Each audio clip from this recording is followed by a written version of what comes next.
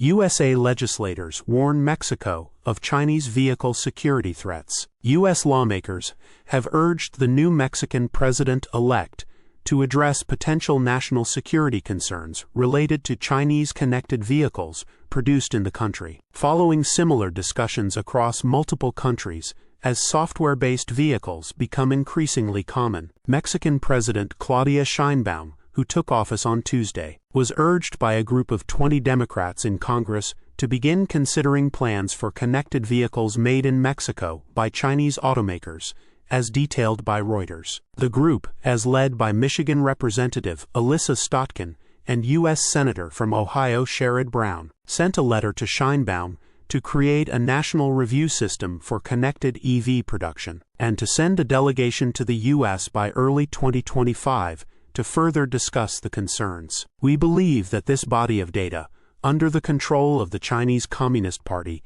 is a national security threat, the lawmakers wrote in the letter. BYD requests EV tariff relief extension in Mexico.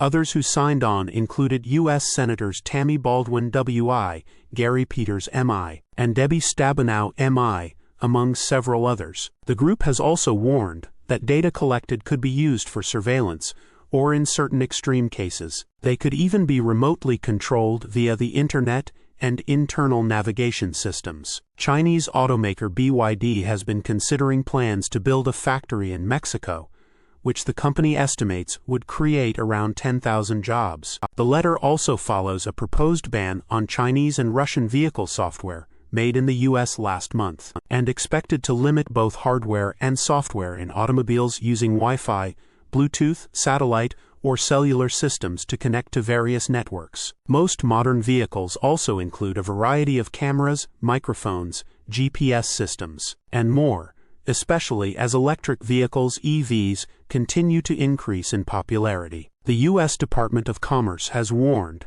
that these connected systems are highly susceptible to foreign interference. China has accused the proposal of being in violation of fair trade and market economy guidelines, saying that it's aimed at stifling competition rather than on national security. Meanwhile, the U.S., Canada, and a handful of countries in Europe have enacted or considered heightened import tariffs on Chinese EVs and battery materials. The U.S. officially launched a 100% tariff on Chinese EVs in May, while the European Union (EU) is set to hold a vote on a roughly 35% import tariff on most imported EVs from China this week. In addition, Canada has also imposed a 100% tariff on Chinese EVs, and the country has been considering similar talks on banning Chinese software in EVs. Biden administration considers penalties for Chinese EV companies in Mexico. Source: reposted and summarized from Zachary Visconti at teslarati.